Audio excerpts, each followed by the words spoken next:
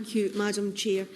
I'm very glad to be able to participate in this debate, and I want to thank the Honourable Lady from Beaconsfield who set out for us the importance of social and family contact for older and vulnerable adults, with specific reference to her own constituent, which is set out in quite disturbing detail, which I think sums up the difficulties that we face today.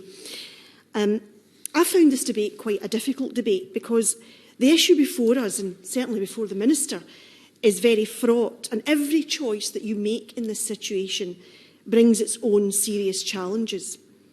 Now, I'm conscious that these matters are devolved to the Scottish Parliament, but I speak in the spirit of common areas of concern about this issue.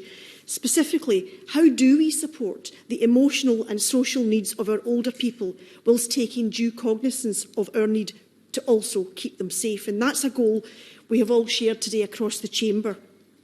And I want to put on record that those working in our care sector, I think we can all agree, do sterling work and deserve our thanks and recognition. And I should also declare an interest because my sister Kathleen and my niece Chloe both themselves work in the care sector. Keeping older people safe and allowing them access to loved ones is something which every participant has highlighted today. And it's a balance that is very, very difficult to strike, I think. And we've heard today about those tensions as we try to work our way through how we strike that balance correctly. And I speak as someone who has some insight into this on a personal level. My mother-in-law is in a care home in Saltcoats. She has dementia, and lockdown has caused a dramatic and shocking decline in her condition. She's simply stopped eating, and her decline has been so great that I don't, in all honesty, believe that in her case, her decline can be reversed or perhaps even halted, although that, I accept, may not apply to many other people in her position, of which I know there are many. I've also heard from staff in several care homes that older people in their care are suffering very badly from their lack of social interaction with other residents in the care home, lack of contact with family, and missing out on the kind of exchanges and conversations that once could have been taken for granted as a normal part of their day. The lack of stimulation is, for many of our older people, akin, and it's horrible to say it, but it's akin to a slow death, and it's very, very upsetting.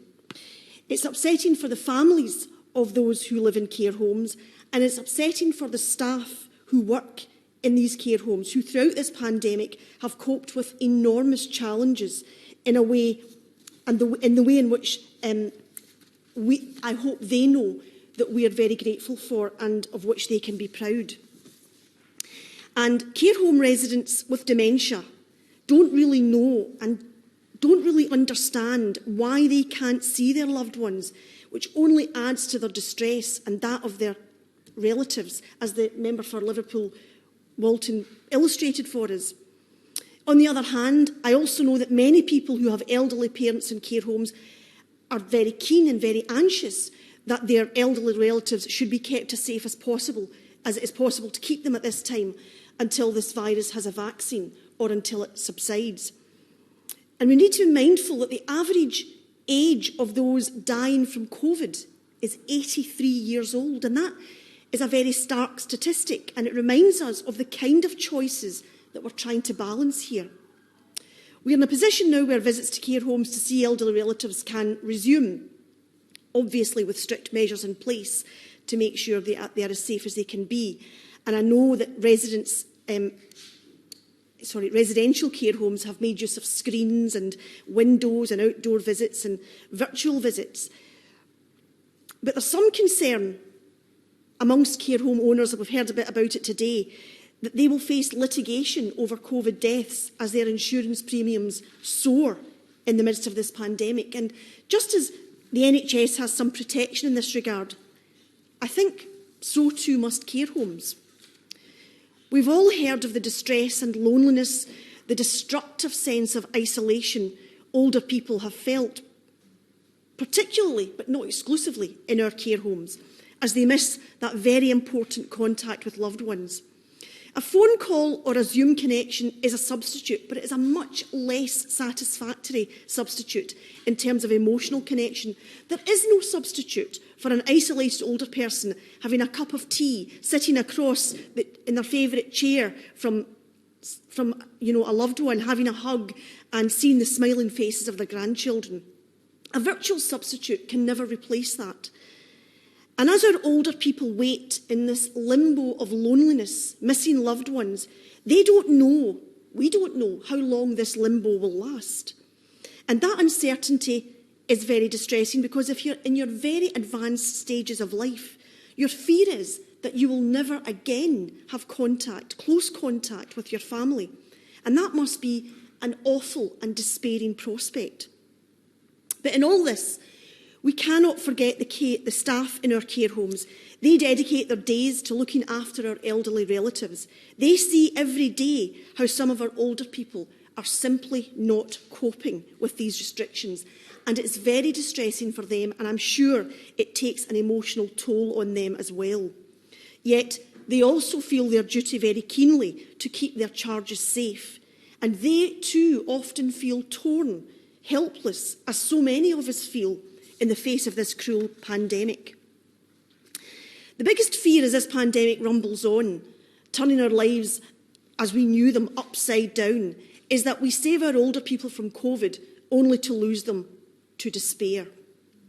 Most residents in care homes have dementia, and I fear they are utterly bewildered and confused by the current situation. They can't understand why they can't mix freely with others as they used to do. Now, expanding testing to include designated visitors to care homes, we've heard a bit about that today, as soon as capacity allows, will of course be part of the solution as we try and make inroads into this difficult situation. We also have the prospect of a vaccine, which we all hope will be available before too much longer. But we need to continue to look for creative ways, such as that was pointed out to us by the member for Warrington South, creative ways about how we can navigate the road ahead. For as long as restrictions are in place, we need to find ways to combat the despair and the distress and the isolation of our older people who feel very keenly this separation from loved ones. Last week, Scotland's Cabinet Secretary for Health met again with families and of those in care homes, and like all of us, she too is acutely aware of the importance of visits for the health and well-being of care home residents and their families. And I think for leaders of all parts of the UK, grappling with these very human issues, where lives are at stake, where every choice you make is fraught with potential danger and needs to be very finely balanced, these matters, I'm sure, will give the leaders and the Minister sleepless nights. I don't envy them their task. What a stark and difficult set of choices and decisions have to be made during these terrible times. Choices which we know literally mean the difference, could mean the difference between life and death. And I know across the UK, guidance for social care settings continues to be under review, so that all that can be done will be done to support safe visiting. I look forward to hearing the Minister's views on these important matters, on how she thinks we can better support our older people in care homes at this time.